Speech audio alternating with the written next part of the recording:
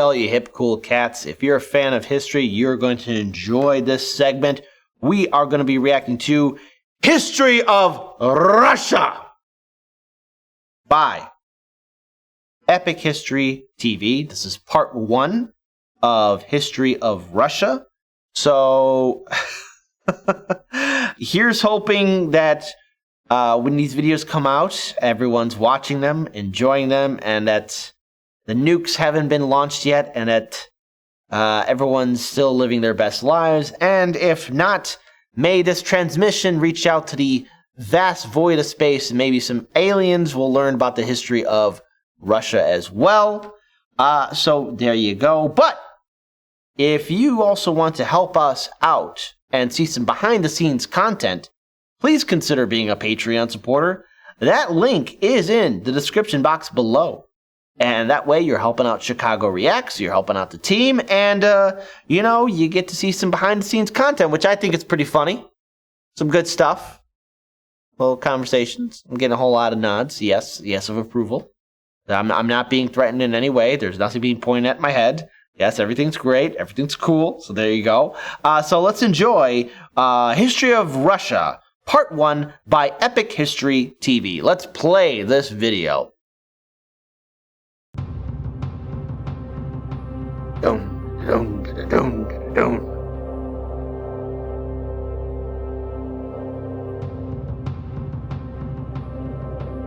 For thousands of years, the lands known today as Russia and Ukraine were in... I almost want to ask the person if you can give me a hand signal. I know I'm not supposed to acknowledge you, but what year was this video made?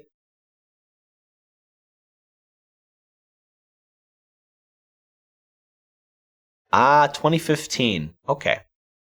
Ha! Boy, looking at those two names now, pretty different now in today's environment, right? Anyways, let's play this video. Inhabited by nomadic tribes and mysterious Bronze Age cultures. Okay.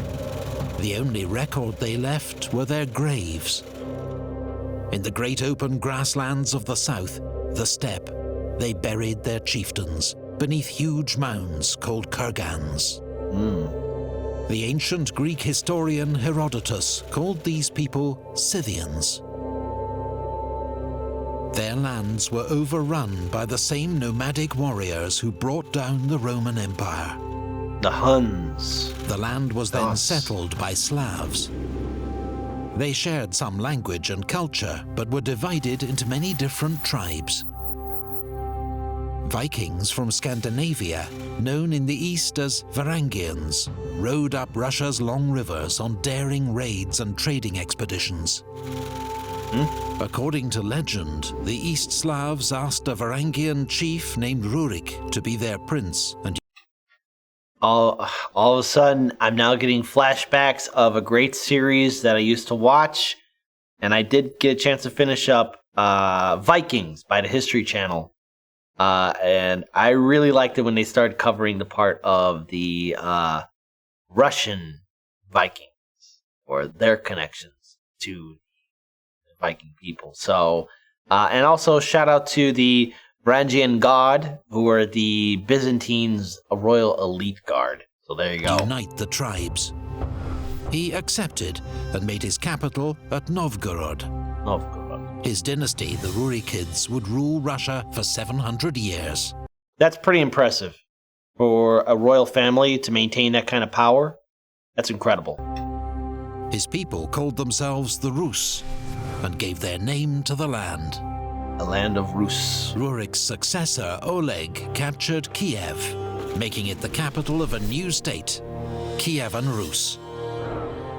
A century later, seeking closer ties with the Byzantine Empire to the south, Vladimir the Great adopted their religion and converted to Orthodox Christianity. He is still venerated today as the man who brought Christianity to Ukraine and Russia. Yaroslav the Wise... it's today's environment, we're not so different. We all have a common history. We are all brothers. It's just interesting how the past reminds us of this. he did that for both Ukraine and Russia. Codified laws and conquered new lands. His reign marked the Golden Age of Kievan Rus. It was amongst the most sophisticated and powerful states in Europe. But after Yaroslav's death, his sons fought amongst themselves. Kievan Rus disintegrated into a patchwork of feuding princedoms, just as a deadly new threat emerged from the east. The Mongols under Genghis Khan had... Genghis Khan and his fantastic friends. After seeing the impact of the Mongol horde, the serious weight and power of Genghis Khan, he was able to forge two nations that will forever remember the Mongol invasion. That is China and Russia. That is the legacy of Genghis Khan and the Mongol horde. Their invasions helped shape what would be the rest of the modern world. Overrun much of Asia. Now they launched a great raid across the Caucasus Mountains and defeated the Kievan princes at the Battle of the Kalka River, but then withdrew. 14 years later, the Mongols returned. A gigantic army led by Batu Khan overran the land. Cities that resisted were burnt, their people slaughtered. The city of Novgorod was spared because it submitted to the Mongols. Its prince, Alexander Nevsky, then saved the city again, defeating the Teutonic Knights at the Battle of the Ice, fought above a frozen lake. Wow. He remains one of Russia's most revered heroes. The Mongols ruled the land as conquerors. Their new empire was called the Golden Horde, ruled by a Khan from his new capital at Sarai. The Rus princes were his vassals. They were forced to pay tribute or suffer devastating reprisal raids. They called their oppressors Tatars. They lived under the Tatar yoke. Alexander Nevsky's son, Daniel, founded the Grand Principality of Moscow, which quickly grew in power. Under the great Uzbek Khan, the Tatars converted to Islam. A rising power, the Grand Duchy of Lithuania defeated the Tatars at the Battle of Blue Waters and conquered Kiev. 18 years later, Dmitry Donskoy, Grand Prince of Moscow, also defeated the Tatars at the Great Battle of Kulikova Field.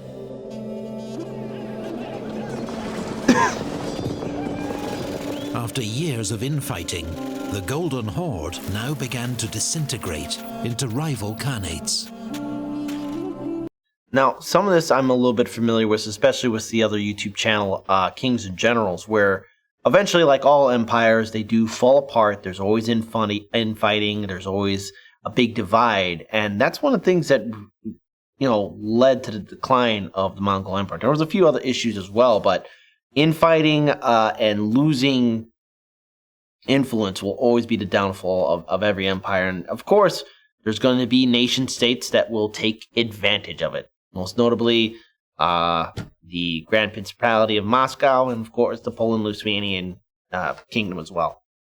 Constantinople, excuse me, capital and last outpost of the once great Byzantine Empire, fell to the Turkish Ottoman Empire. Some hailed Moscow as the Third Rome, the seat of Orthodox Christian faith. Now Rome and Constantinople had fallen.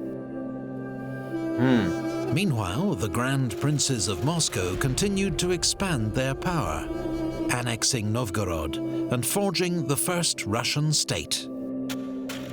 At the Ugra River, Ivan III of Moscow faced down the Tatar army and forced it to retreat. Russia had finally cast off the Tatar yoke.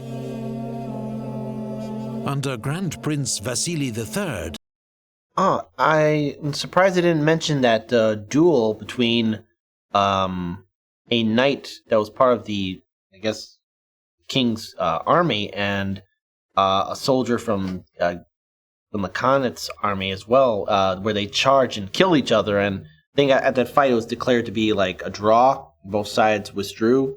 They both they both charged and killed each other at the same time. Okay, so I'm not wrong on the history. Audience, correct me further about the significance of that, but I don't think that was mentioned at all, but it should have been. Moscow continued to grow in size and power. His son, Ivan IV, was crowned the first Tsar of Russia. He would be remembered as Ivan the Terrible.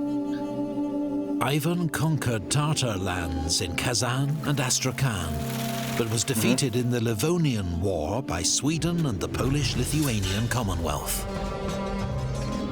Ivan's modernizing reforms gave way to a reign of terror and mass executions, fueled by his violent paranoia. Russia was still vulnerable. Raiders from the Crimean Khanate were able to burn Moscow itself.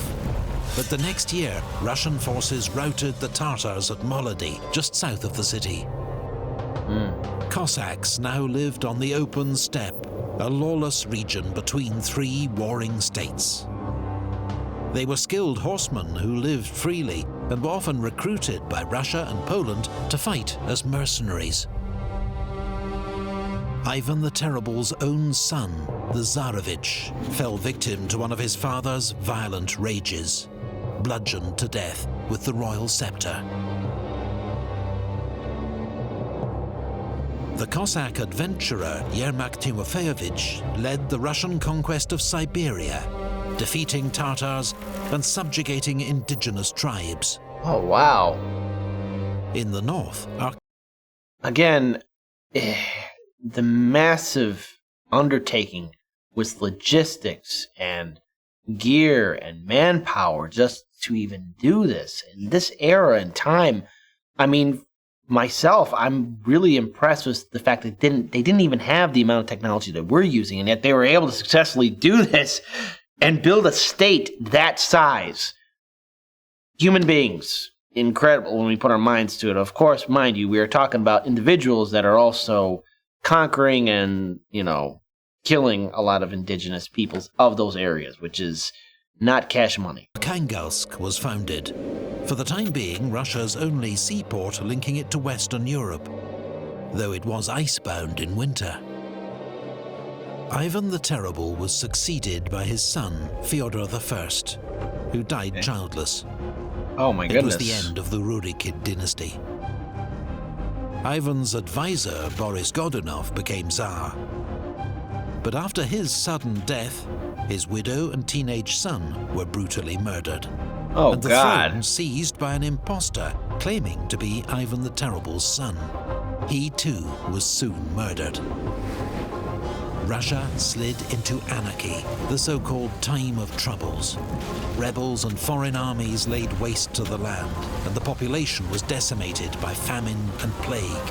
Polish troops occupied Moscow. Swedish troops seized Novgorod. The Russian state seemed on the verge of extinction. Wow. Well, this is neither the end, nor is it the beginning. Well, this is the beginning, but this is not the end. There we go. This is not the end of our tale of Russia. So, folks, sit back, be sure to like, comment, share, and subscribe, and join us in our next adventure as we join Epic History about the history of Russia. Tune in, and take care. Bye-bye.